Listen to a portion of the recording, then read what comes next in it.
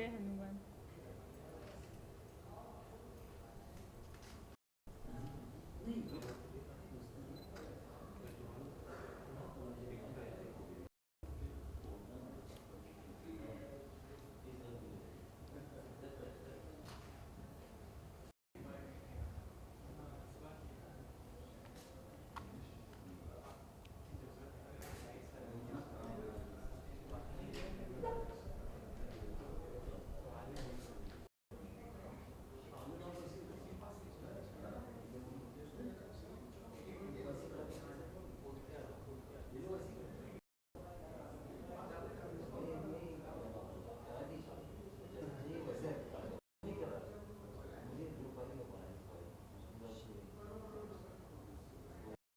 क्या जैसा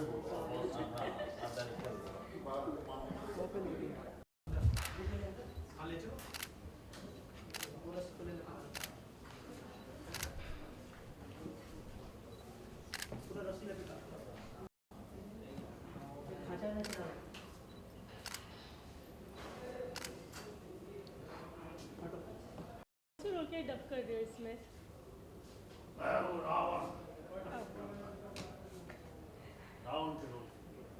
Ravan the bad man.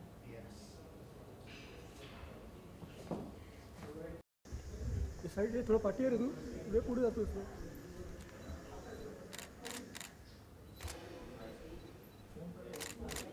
Sir centre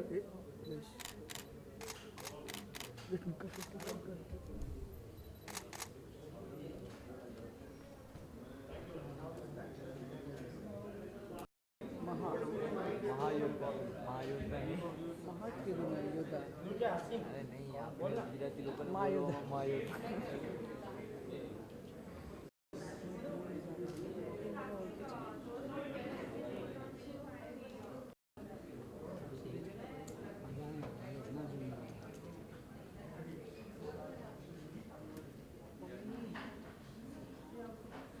missing somebody here, but Deepak, come.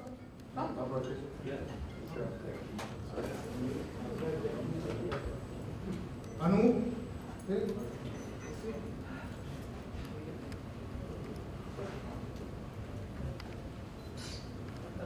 please.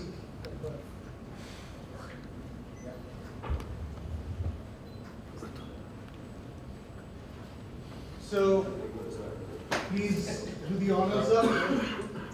Unwrap and release the music of Mahayuddha Ram.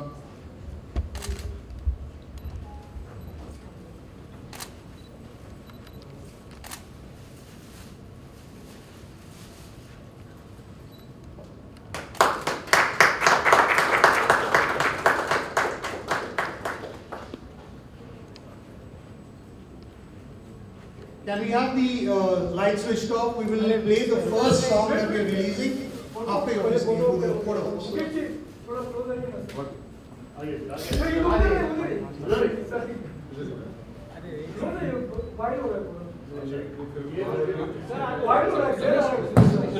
अरे LED बंद कर दो यार एलईडी बंद करो ना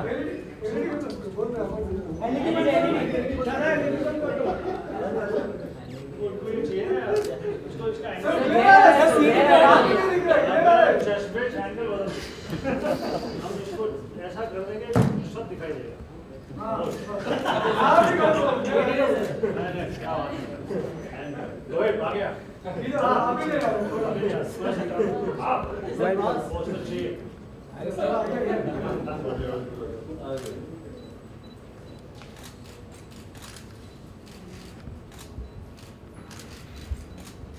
मिलन ने अपना काम करवा लिया ना। सिंह साहब यस सर अरे अरे क्या रूपाली है रूपाली नहीं है रूपाली जी नहीं हो नहीं सकता Rupali yes sir. Please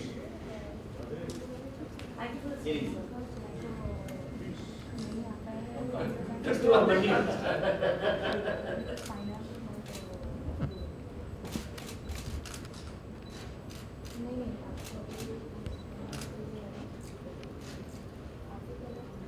thank you All right. Can we switch off these lights?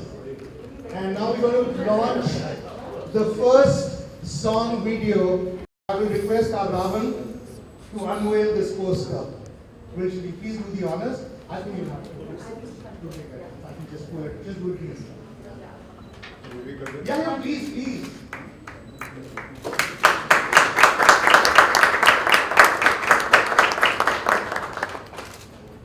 And after the photo ops, the lights can switch off now, and we're going to see the first look of Mahayodhara. हाँ ये मेरा दोस्त है इसमें ले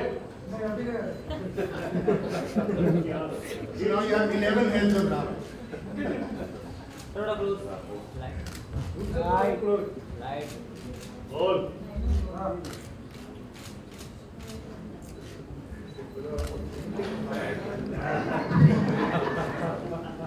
All right, can we proceed with the audiovisual trailer? Okay, can we have this removed, please, so we can have the first look. आइए आ गया एक क्वाड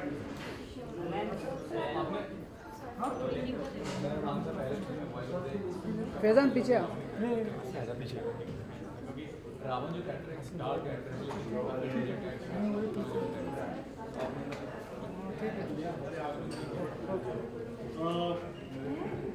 ये कहना कि मैंने फिल्म महायोद्धा नाम में सिर्फ रावण के लिए आवाज़ दी है।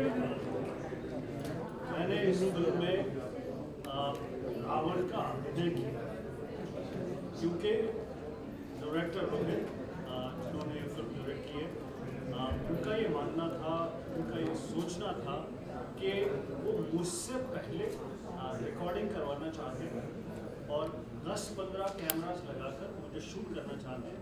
वो डायलॉग बोलते हुए, वो एक्टिंग करते हुए, फिर उन कैमरास को देखकर, उस फुटेज को देखकर जो एनिमेटर्स हैं वो रावण के एक्सप्रेशंस, रावण की बात करने का तरीका उससे ड्रॉ करेंगे, उसे टेक्निकली एनिमेशन के ज़रिए स्क्रीन पर पहुंचाएंगे। आप देखिए ना कि मैंने उससे पहले बहुत फिल्मों में डबिंग की, आवाज़ दी, तो डबिंग करने के टाइम पे आप एकदम रिलैक्स होते हैं क्योंकि आपकी सिर्फ आवाज़ की बात है। जब एक हॉल में आपके सब तरफ कैमरे लगे हैं, 10 कैमरे लगे हैं, वो कैमरा आपका हर एंगल, हर slightest of twitch, change of expression, turning of eyes, हर चीज़ को कैप्चर कर रहा है और उस समय कैप्चर कर रहा है जब आप पूरी लगन के साथ एक्टिंग कर रहे हैं। तो मैं इस फिल्म को महायोद्धा राम में रावण के कैरेक्टर को करने में बहुत इंटरेस्टिंग रहा और चैलेंज महसूस हुआ, इसलिए क्योंकि या तो एक्टिंग करते हैं, आवाज़ अपने आप निकलती है, या जब डबिंग करते हैं तो आपका ध्यान सिर्फ आवाज़ पर है। और ये पहली बार था जहाँ पर डायरेक्टर ये चाहता था कि आप एक्टिंग करें लेकिन एक बंद कमरे के अंदर, जहाँ पर कि सब तरफ से कैमरे आपको घेर कर उसे कैप्चर करें। सर आपने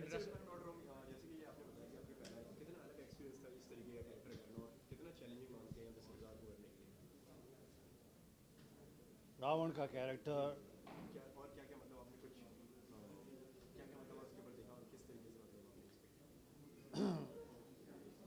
रावण का कैरेक्टर वैसे ही बहुत ही चैलेंजिंग है। एक एक्टर के लिए बहुत खुशकिस्मती की बात है कि आपको रावण का रोल निभाने को मिल रहा है, क्योंकि ये वन डायमेंशनल कैरेक्टर नहीं है, मल्टी इमोशंस हैं उसके कैरेक्टर के अंदर। और मेरे लिए ज़रा ज़्यादा चैलेंजिंग था क्योंकि मैं एक मशहूर बैडमैन हूँ, तो लोग मुझसे एक्सपेक्ट करते हैं कि मैं जब रावण के कैरेक्टर को करूँगा स्क्रीन पर तो उसमें कुछ नई बात होगी, कोई इंटरेस्टिंग बात होगी जो लोगों को पसंद आएगी। और मुझे पूरी उम्मीद है जब लोग फिल्म महायोद्धा राम देखेंगे तो उन्हें मेरे द्वारा पेश किया गया रावण का कैरेक्टर ज़रूर पसंद आए। दिल्ली में रामलीला में आपने काफ़ी परफॉर्म किया, तो वो एक्सपीरियंस काफ़ी काम आया आपको यहाँ पे? बिल्कुल जी, मेरा अभिनय में मेरी शुरुआत रामलीला से हुई, जहाँ पर मैं रहता था दिल्ली की आउटस्कर्ट्स पर त्रिनगर में। वहाँ पर पहले मुझे वानर सेना में, हनुमान जी की सेना में रोल मिलता था। रावण जी की सेना में। बाद में करते करते मुझे मेघनाथ तक का रोल मिला। उसके बाद ऑफ कोर्स मैं कॉलेज की पढ़ाई के बाद मुंबई आ गया, तो उसके बाद मैंने रामलीला में काम नहीं लास्ट किया। ये पूछना चाहूँगा, आपने इंटरनेशनल प्रोजेक्ट में काफ़ी काम किए हैं जी, वहाँ का जो काफ़ी नहीं बच्चे, भारत देश के कमर्शियल सिनेमा का मैं पहला एक्टर हूँ जिसने बॉलीवुड टू हॉलीवुड का ट्रांजिशन शुरू किया। मैं पहला भारतीय कमर्शियल सिनेमा का एक्टर हूँ जिसने बॉलीवुड और हॉलीवुड के बीच में एक मट्टी का रास्ता बनाया, एक पगडंडी बनाई। और आज मुझे फ़ख्र है, खुशी है कि उस मट्टी के रास्ते को बहुत मेरे साथी कलाकार सीमेंट कर रहे हैं, पक्का मजबूत कर रहे हैं, उस रास्ते को फॉलो कर रहे हैं। बहुत सारे कलाकार हम भारतीय सिनेमा का नाम रोशन कर रहे हैं। प्रियंका चोपड़ा, दीपिका पादुकोण, अनिल कपूर, अमिताभ बच्चन, अनुपम खेर, इरफान खान, बहुत सारे कलाकार, और आने वाले समय में बहुत सारे यंग कलाकार भी उस मट्टी के कच्चे रास्ते को जो मैंने बॉलीवुड और हॉलीवुड के बीच में बनाया उसे और मजबूत और शानदार बनाया। तो सर इस अचीवमेंट के लिए हर कोई प्राउड फील करता है आपके लिए, लेकिन बिल्कुल। ये बताइए कोई इंटरनेशनल प्रोजेक्ट में काम कर रहे हैं क्या अभी फिलहाल? इस समय बाद महायोद्धा राम की है। इस समय बाद जो मैंने रावण की भूमिका की है इस फिल्म में उसकी है। मैं बात उसी पे क्या कहते हैं कॉन्सेंट्रेट करूँगा। और एक बात और बता देना चाहता हूँ कि इस फिल्म के प्रोड्यूसर मैं बुलाना चाहूँगा एक्चुअली यार, अभिमन्यु है, अभिमन्यु एंड रोहित है, रोहित एक अरे अभिमन्यु जी, रोहित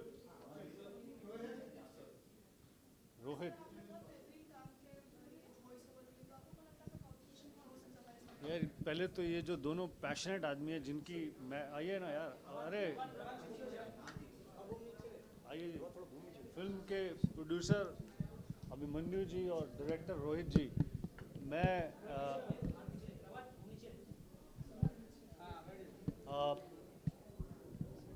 क्या कहते हैं कि दाद देना चाहूँगा इनके पैशन की, लगन की, रोहित की फॉरवर्ड थिंकिंग की, कि किस तरह से मैंने बताया इन्हें। रोहित के उन्होंने कहा कि आपने वॉइस ओवर दिया, ऐसा वॉइस ओवर नहीं, मैंने इस फिल्म में एक्टिंग की, क्योंकि डायरेक्टर ने कहा कि मैं 10 कैमरे लगाकर पहले आपको एक्टिंग करते हुए, आवाज़ देते हुए रिकॉर्ड करूँगा, फिर एनिमेशन करूँगा। आप बताओ भाई इसके बारे में कुछ। डायरेक्शन के एक्सपेक्ट से इतने बड़े बड़े कलाकार गुलशन सर हैं, जिमी सर हैं, उदाम Kapoor, Sameer Reddy. More than that, animation film काम ऐसे करती है कि जब तक इनकी एक्टिंग सही नहीं हो, इनका वॉइस ओवर सही नहीं हो, इनकी आवाज़ सही नहीं हो, तो कोई एक्टिंग हो नहीं सकती। तो मेरे ख्याल में आई थिंक चैलेंज क्या था, इनको सिर्फ बताना था रोल क्या है, बाकी ये लोग लेके निकल गए। It was very easy. गलत बोल रहे हैं, ये गलत बोल रहे हैं। इनका जो रोहित की क्लैरिटी, तो पहली चीज़ मुझे एकदम ज़बरदस्त इम्प्रेस की कि हाउ क्लियर ही वॉज। मैं जब अलग अलग तरह के डायलॉग, अलग अलग तरह के सीन कर रहा था, तो रोहित बस 2 शब्द में आके कोई चीज़ बताते थे। मैं कहता था कि सर इस तरह से, and it was so clear.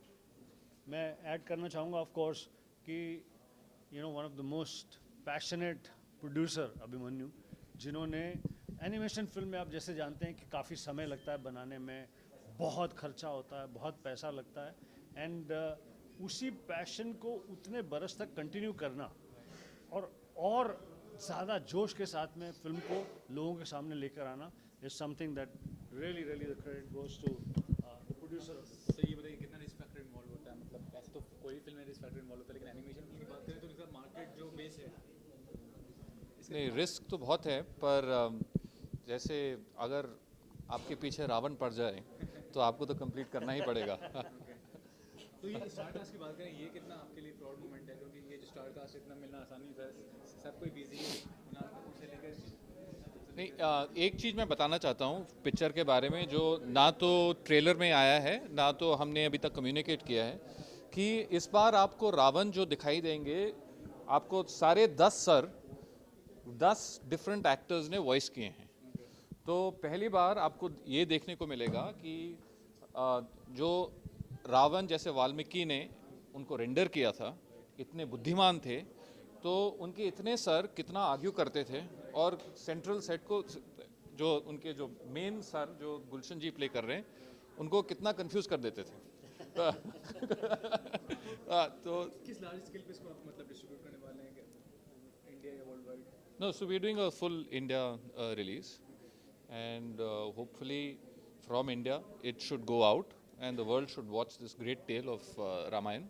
Lastly आपसे पूछना चाहूँगा कि मतलब इंटरनेशनल लेवल पे जो एनिमेशन फिल्म्स होती हैं, आप देखते हैं उनका बजट भी होता है, लार्जर देन लाइफ होता है, उस तरह का अभी हमारी कंट्री में कब मतलब देखने को मिलेगी वो लार्जर देन लाइफ इमेज जो क्रिएट करती है एनिमेशन? होपफुली हमारे फिल्म के साथ देखने को मिलेगा। हाँ, आप लोग भी इनकरेज कीजिए कि बच्चे जाके देखें इस फिल्म को, और हम भी चाहेंगे, हम अपने सारे प्रमोशन के द्वारा चाहेंगे कि बच्चे देखें, बच्चे इनकरेज हों, फैमिलीज़ इनकरेज हों, क्योंकि हमने जो कहानी बनाई है हमारे हिसाब से दोनों बच्चे और एक परिवार दोनों साथ में जाके ये कथा को एक नई रेंडिशन रावण के पॉइंट ऑफ व्यू से, रावण के 10 सर के पॉइंट ऑफ व्यू से पूरी रामायण देखने को मिलेगी।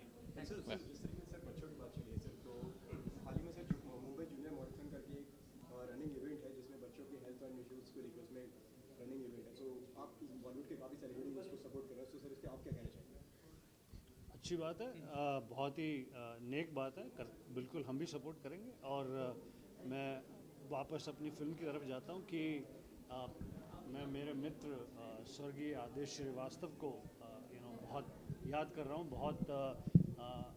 बहुत पैशन से, बहुत प्यार से आदेश ने इस फिल्म में म्यूज़िक दिया, और फिर ये बागडोर आदेश के बेटे ने संभाली।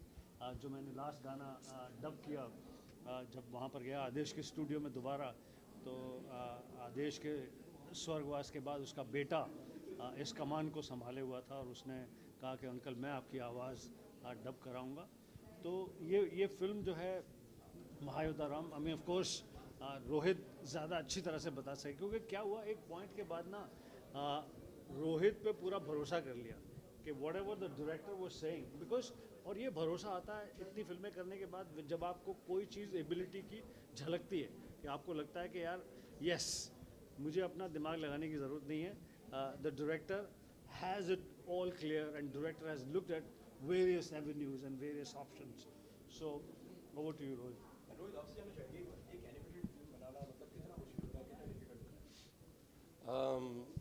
सारी एक्टिंग खुद ही करनी पड़ती है, सबको होता। और एनिमेशन फिल्म के बारे में ऐसा है कि जान तो है नहीं कि जब तक पता नहीं चलता कि वो देखेंगे क्या कि हमने रिकॉर्ड क्या किया है, और रेंडर वेंडर होके लगता है कि अभी फिर से इसको करना पड़ेगा, तो फिर बैंड बजता है, बिकॉज प्रोड्यूसर बोलता है अब टाइम नहीं है, और एक्टर बोलता है कि अब तो मैंने कर दिया। 8 साल लग गए। So really I think it's tough, but it's also easier because सारा कंट्रोल आपके हाथ में। I think after Kiasif I'm so control के हिसाब से आपके हाथ में, you have fun with it, I think it's easier that way. Thank you. 1 minute आप ट्रेलर देख लीजिए।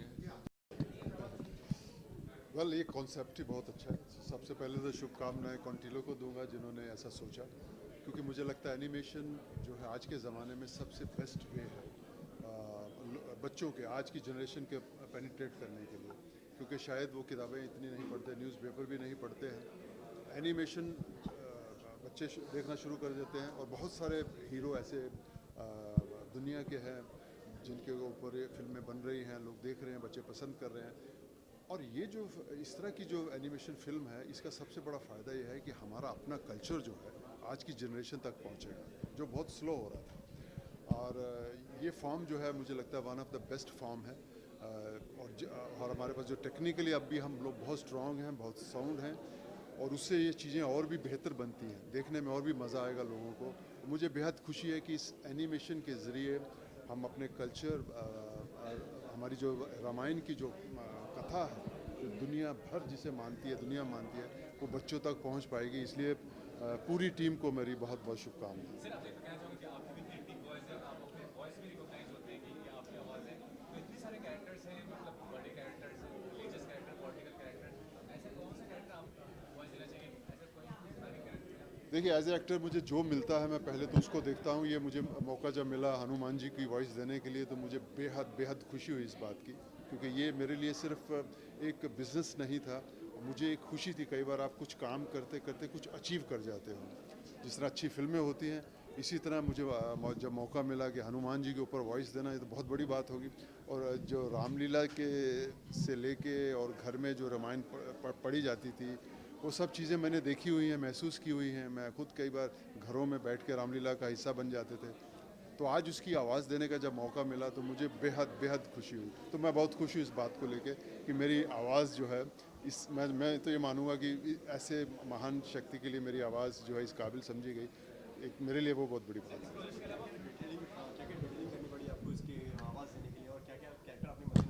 मुझे कुछ नहीं करना पड़ा, मुझे कुछ नहीं, मैंने कोई रेफरेंस नहीं लिया, क्योंकि रामायण जो है मेरे अंदर रची बसी है। क्योंकि मैं बता रहा हूँ, जैसे रामलीला मेरे देखी हुई है। अभी भी मुझे पिछले 3 साल से मुझे रावण का रोल ऑफर हो रहा है, जो दिल्ली में रामायण होती है, लेकिन मैं नहीं जा पा रहा वहाँ किसी वजह से। इस साल भी मैं नहीं जा पा रहा, मैं कहीं और जा रहा हूँ। तो एक तो जहाँ तक समझ की बात है, मुझे पूरी समझ है इस बात की। मैंने खुद देखा हुआ है, सुना हुआ है, हमने इतना सुना हुआ है इनके बारे में और पढ़ा भी हुआ है। तो मैं कोई आउट ऑफ द वे मुझे नहीं जाना पड़ा। हाँ, यस, डायरेक्टर क्या चाहते हैं, इसमें शायद एक पर्टिकुलर टोन हमने इस्तेमाल किया है, वो उनको ठीक लगना चाहिए, वो जो चाहते थे। तो मुझे लगता है कि वो जैसे उन्होंने कहा वैसे मैंने किया, लेकिन कुछ ऐसा नहीं करना पड़ा, क्योंकि ये रामायण तो मेरे अंदर रची बसी है, इसलिए ज़्यादा तकलीफ नहीं हुई करने में। जैसे कि बच्चों की पसंद के लिए काफ़ी खास तरीके से दिखाया जा रहा है, तो क्या कहना चाहिए? मैंने कहा जैसे ये बहुत ही अच्छी बात है। अब रामायण, महाभारत, चाहे बाइबल है, इनके ऊपर जब कहानियाँ बनेगी तो आज के बच्चों को हम कैसे दिमाग में उनके पेनिट्रेट कर सकते हैं। तो animation is the best form, और इस फॉर्म में सबसे बड़ा फ़ायदा है कि हम टेक्नोलॉजी यूज़ कर सकते हैं कि किस तरह हुआ होगा उसे बहुत बहुत बहुत इंटरेस्टिंग बना सकते हैं।